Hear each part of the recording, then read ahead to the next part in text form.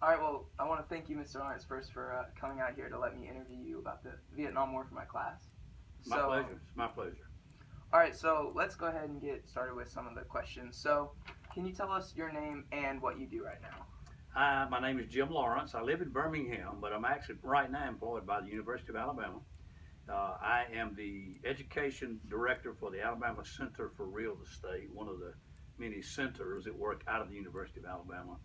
I don't teach on the campus. I travel the state teaching real estate to real estate practitioners, licensees. Before that, I owned a real estate company, LAH Real Estate in Birmingham. I've been in real estate the last 39 years. Oh, so can you tell us like where you were born and what was your experience like growing up there, like in I was school born and in family? Troy, Alabama. Troy, Alabama is in southeast Alabama. I was born in 1941. So, what that means, David, I'm a pretty old guy. I graduated from high school in 1959.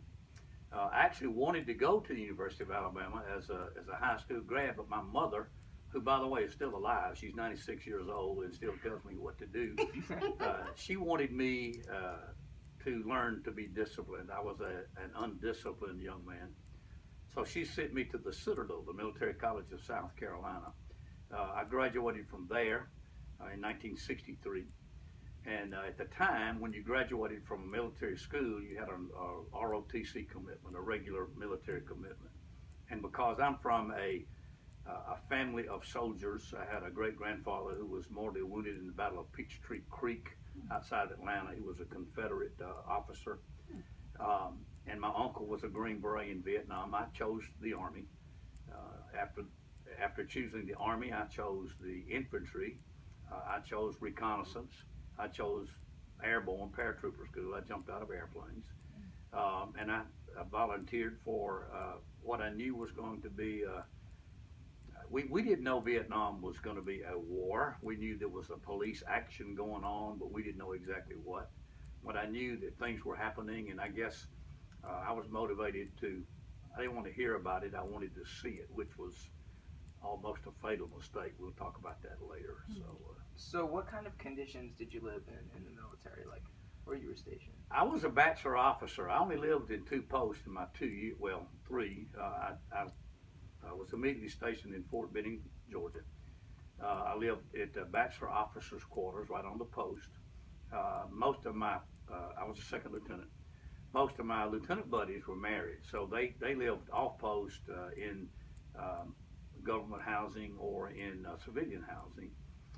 But I lived on post, and they were just typical barracks. You got to remember, this is back in 1964 and 65, and we lived in World War II barracks, old wooden barracks that are no longer there. They've been demolished. But um, and except for there and Vietnam and a 2 month stint in the hospital when I was wounded, those were the only two places I was stationed my 2 years, Fort Benning and Vietnam. Okay. So, did you fight directly in the war, like Yes. actual combat? Yes, we live. If you want me to give you the scenario, Sure. the action, the we were the first. We became. I told you I was infantry when I signed up, but then in the summer of '65, the war was beginning to heat up. Keep in mind, historically, John Kennedy had been assassinated in '63. Apparently, he was going to get us out of Vietnam, but then he was killed in Dallas, Texas, and Lyndon Johnson became the president. He was vice president when Kennedy was shot, and Johnson had different ideas. Uh, I won't go into the what influenced him, but he wanted to escalate the war rather than stop the action. And so, in the summer of '65, he went on national television and announced that his first cavalry division was going to go to Vietnam. We had been, when I joined the Army, I was in the 2nd Infantry Division, but we had been flipped over to a cavalry division. We were an experimental unit. If you think cavalry, you think horses, going all the way back to the 1800s and so forth. Well, we were the cavalry, but we had no horses. Our horses were the Huey helicopter. And the concept was, with Vietnam heating up, the concept was that the 1st Cavalry Division, Air Mobile it was called, would transport by helicopter.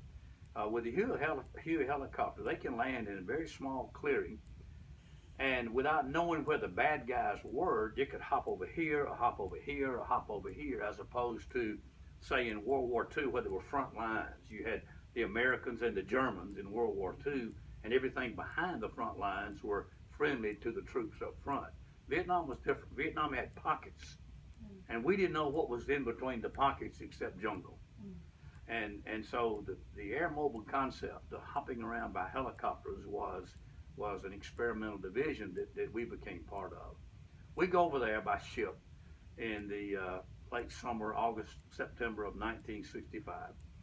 Went up to the central highlands of Vietnam, carved out a home near a village called An Khe, and started making our base camp there. Well, in the fall of 1965, Army intelligence received word that North Vietnamese regulars were coming down the Ho Chi Minh Trail. That's a trail that goes from North Vietnam through Cambodia, through Laos, and into South Vietnam. Uh, and when I say North Vietnamese regulars, you need to understand that there were two enemy fighting us in Vietnam. First was the VC, the Viet Cong. They were basically South Vietnamese guerrillas. They were laborers, farmers, merchants, seamstress by day. By night, they put on their black pajamas and come sneaking into your base camp in groups of 2 and 3, try to blow up a helicopter or harm you while you were asleep, and then sneak out. They did not want a confrontation. But there was the other group, the North Vietnamese regulars, that were called PAVN, P-A-V-N, People's Army of Vietnam.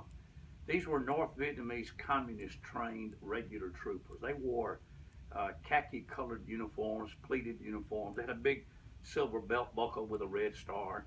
They were armed with AK-47 automatic weapons, very good weapon. They carried swords, they carried bugles, they blew whistles in battle, and they were trained by the Chinese communists.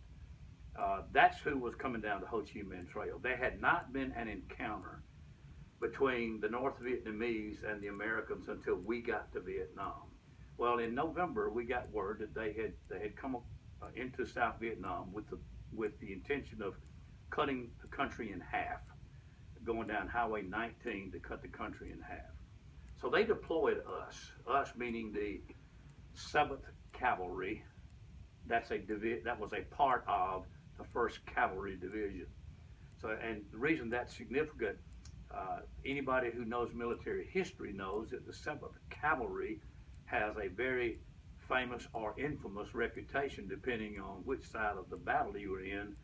In 1876, the leader of the 7th Cavalry, George Armstrong Custer, took his cavalry onto the banks of the Little Bighorn River in Montana and got his group annihilated. We almost duplicated history, which I'll tell you in a minute. Anyway, we deployed into Western Vietnam, just about 3 or 4 miles from the Cambodian border.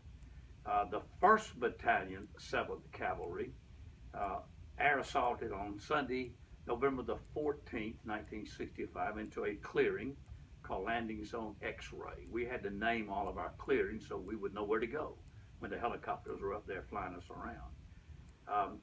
That battalion was under the command of Colonel Hal Moore. Hal Moore is the role played by Mel Gibson in the movie We Were Soldiers. He recently passed away about 3 weeks ago. We were at his funeral in Fort Benning.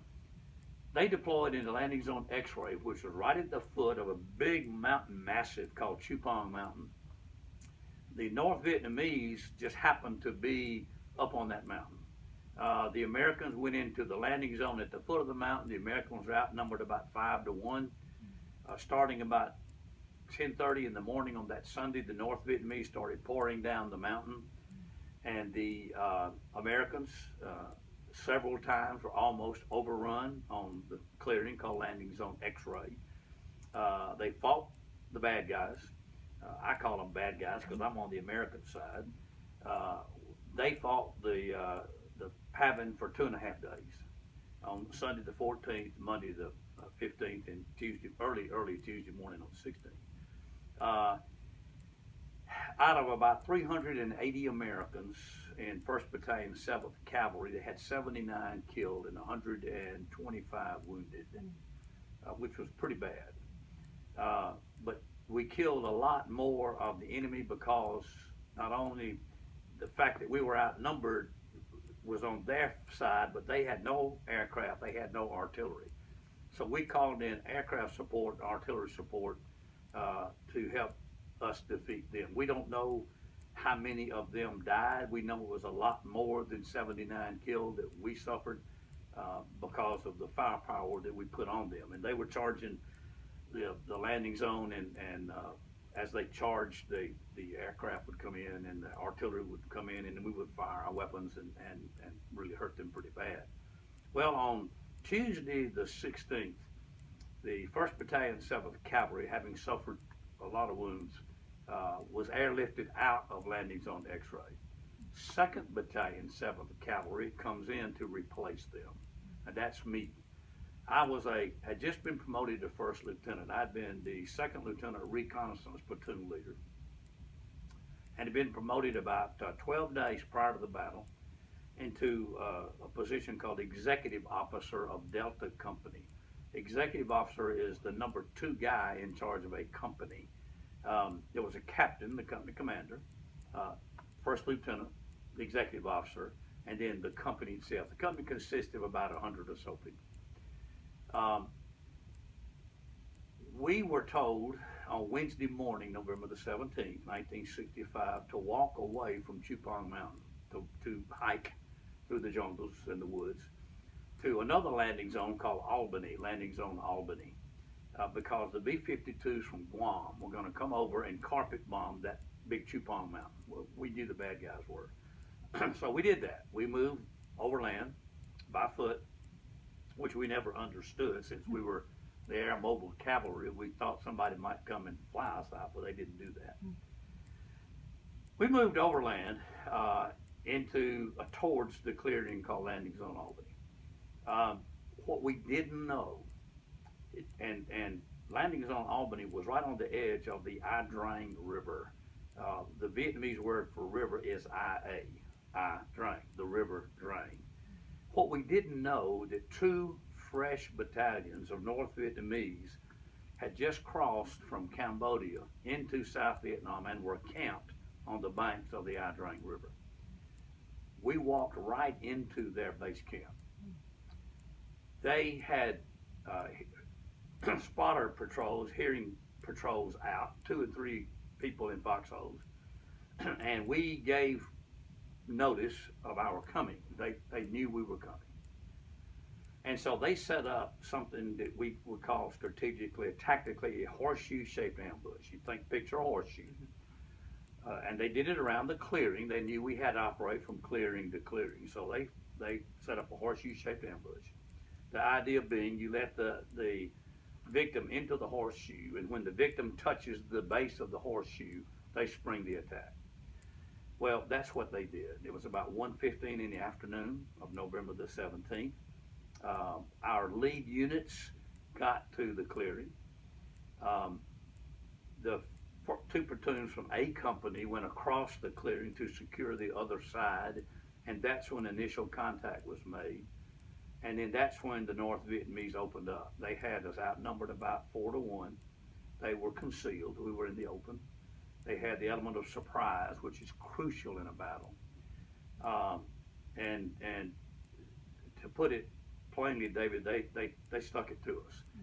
They in our battle, I would say the majority of the casualties occurred from 1:15 till maybe 4 p.m. And to show you the intensity of the battle, I told you the 1st of the 7th on Landing Zone X-ray had 79 men killed and 124, I believe, wounded in 2.5 days. In those 3 to 4 hours, out of about 380 people, we had 151 killed and 125 wounded. 70% casualty ratio. That was the single bloodiest day that any unit suffered in the entire Vietnam War. There were more Purple Hearts awarded to the 2nd Battalion, 7th Cavalry for their actions on November the 17th than any other unit in the most unpopular war in American military history. I was in charge of a company. The company commander had been called forward. I was in charge of a company, and keep in mind, I was a 24-year-old first lieutenant. Wars are fought by young people, not old people. And I was in charge of a company that was in an ambush. We were trained at Fort Benning. If you are in charge of a group of men that are in an ambush, your goal is to get them out of the kill zone any way you can. And the way they taught us to do it is to charge the enemy. That would put them on the defensive rather than the offensive. So I was in a prone position firing an M16 weapon at the enemy, and I realized that I was in charge and I had to make a decision to move Delta Company out of the kill zone. So I got up to do that and I got shot. I went down. I thought I'd been shot twice in the helmet. Helmet was strapped on because I was a paratrooper and we always kept them strapped. And two little bitty holes went in about right here. There was a man in a tree to my left front. Two little bitty holes went in right here. Two jagged holes right here. Clipped the webbing that was inside the helmet liner. A steel pot is a steel pot, then a liner inside with webbing, kind of like you see in a football helmet. Clipped the webbing. Never touched skin. I never bled. But the impact knocked me backwards, tore cartilage loose in the back of my neck. Hurt my spine so that I couldn't move. I couldn't move my legs. And I went down, and I thought that the top of my head had been shot off. And I, quite frankly, waited to die. The battle lasted until about sunset. We also got air support in. We had two A-1E Sky Raiders. Those are propeller-driven aircraft. The jets would have been too fast. The North Vietnamese charged across the clearing. There was a little copse of trees in the middle of two clearings, actually. And the 55 or so healthy Americans had gathered in that copse of trees. I had been dragged into there by I don't know whom. It was battles are chaotic. The din of combat is unbelievable. You can't hear anything, and your emotions are so high. You don't. Logic goes out the window. You don't know things. Time is a non-factor. Directions are a non-factor. Nothing makes sense. It's just survive or not. And the A-1Es, the North Vietnamese charged across the opening, the landing zone, and the A-1Es would attack them with rockets and bombs and napalm, and basically destroyed them. That's what broke their attack. And by sunset, that battle was basically over. It'd been about 6 hours long. So we had reinforcements come in that night. They couldn't get any helicopters in that night because the landing zone was called hot, which means that people were shooting as you tried to go in with a chopper. I stayed on the ground all night, wounded. They took me out first thing in the morning when the battle was over. I went to several hops to Clark Air Force Base Hospital in the Philippines. Went through 2 months of rehabilitation. They thought at one time my spine had been severed. It had not even been bruised or impacted. And I went through physical therapy, got my legs back, went back to Vietnam, finished my tour, and went home. So when you were coming home after the war, I know there was a lot of controversy about the war. How were you received among the other soldiers? David, good question. You got to remember, we were the first division to go over there. This was in 1965, and I left the country in 1966. 1966, there were not any protests as such. You got to remember the Vietnam War basically went for, it was over about 72, 73 in there. 68 was a pivotal year historically in the United States. In 68, Martin Luther King was killed. Bobby Kennedy was killed. There were riots at the convention. 68 was the bad year. That's when things really turned. And that's when the media really was hammering the American public, saying this war is bad and protest the war and stand up against the war. And by then I had gone back to Troy, Alabama, and quite frankly, I thought I had put it behind me. I really hadn't, and I'll explain that in a minute. But when I came home, there were no issues. I just came home. There were no. I flew into Oakland Army Terminal to leave the Army. I decided to leave the Army in spring of '66. There was nothing there, and when I flew back in and finally landed in Montgomery, Alabama, my parents and a good friend of mine who worked at the TV station, his wife there to greet me, That's all I expected. I didn't expect pats on the back. I didn't expect protesters. I just wanted to go home. So we didn't have any of that. That really didn't start until 67, 68. Okay. So when that controversy started coming up, what was your opinion on that? I think I'm probably going to surprise you when I answer this question. That's what we were fighting for. That's what freedom is. Freedom is the right to allow Americans to express their thoughts and opinions, as far as I'm concerned, if done in a dignified manner, in an uncontroversial way. So it really didn't bother me that much. Now I've got some Vietnam veteran buddies who are pretty upset with movie stars who protested the war and later on when Vietnam vets would come through airports, people would spit at them and call them baby killers and women killers and stuff like that. And I guess if that had happened to me, I would have been bitter as well. But you got to remember, we were defending supposedly a democratic government against a communist takeover.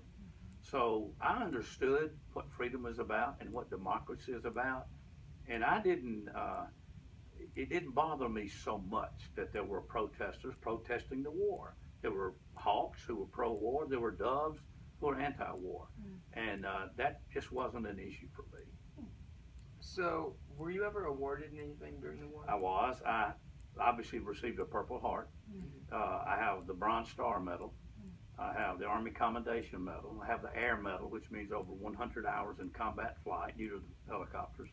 A few other Vietnamese service ribbons and medals and such as that. The Combat Infantryman's Badge, which is given to anyone who served in combat. That's basically it. Okay. And I understand you wrote a book. I did. Can you tell us a bit about the book? The book is entitled Reflections on LZ Albany. I felt like that. Well, let me back up. The book is about a relationship I had with the best male friend I've ever known other than my son and my father, a young man named Don Cornett. Don Cornett was my roommate in Infantry Officer Basic School. He was my roommate in Paratrooper School. He was my roommate along with two other guys on the ship going over to Vietnam, 32 days. I told you I was a bachelor officer at Fort Benning. Don was married to a beautiful woman named Sylvia. Sylvia refused to let me eat hamburgers every Friday night, so she had me over to her house with a home-cooked meal. And this guy, David, was the sharpest man I've ever known. There's no telling what that boy would have become had he lived. Well, I was executive officer of Delta Company in the ambush. He was executive officer of Charlie Company right behind me when they sprang the ambush. I was wounded, he was killed. I, for years, suffered something that we all suffer called survivor's guilt, meaning I didn't understand why I was allowed to live and he died. And that was also what started me on a long search for some answers. I was on a field in November of 1965 with 380 perfectly healthy, vibrant, strong, energetic individuals. And in a matter of about 4 hours, 70% of them were either killed or wounded. And I didn't understand that. And I thought, if this is what life is a dirty trick. And I didn't like that at all. And then I remember Sunday school teachings when I was in the church as a young man in Troy, Alabama. And I thought, you know what? Maybe that's the answer. Maybe there's something else. And that started me on a long search for God, heaven, eternity. Now, I fought him a long time because I'm a sinner and I kept trying to fix me and I kept running into brick walls and falling down. And finally, when I said, all right, Lord, that's it. I got to give it to you. He said, about time. About time. I've been coming after you with my son years and years and years ago. He said, about time. And that's what helped me understand. So I wrote the book to explain to anyone who has never experienced combat, to not glorify any soldier who says they were in combat and talks about glory and medals and they haven't been in combat. Combat is a horrific experience. And I wrote my book to do two things: to tell the reader how horrible combat is, and to tell the reader there must be something else. We've just got to look for it in life, and that's what basically my book is about. It's not the who, what, when, or where. Those books have been written. This is an attempt by me to explain the why and what it feels like, because it is an experience like no other. So, how did experiencing firsthand in the war, how did that change you? Not only like spiritually, but how did you learn from it? Well, it made me, that's a good question. It made me, number one, appreciate things that I didn't appreciate before. It also, and this is the interesting part of that, it made me less concerned about a lot of things that other people get upset about. And I'll give you a perfect example of that. I owned a real estate company. And sometimes real estate deals go bad. And sometimes people get upset. And sometimes they'll call an attorney who will call you if you're the man in charge and say, you or one of your agents harmed one of our clients, and so we're going to sue you. Well, that really bothers a lot of people. When I answered that phone call, I'd be polite. I would never get abusive or anything like that. And then I would hang the phone up, and I had my medals framed on the wall in my office. I'd look up at those medals and say, Mr. Attorney, you ain't nothing. I did that. I've been through that. So I'm not afraid of you or afraid of what's out here. It just doesn't bother me. So that was the other repercussion of having served in a battle.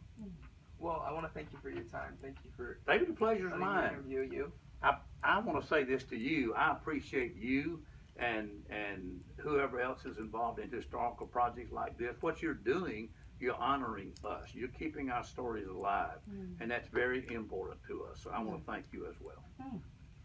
Wonderful.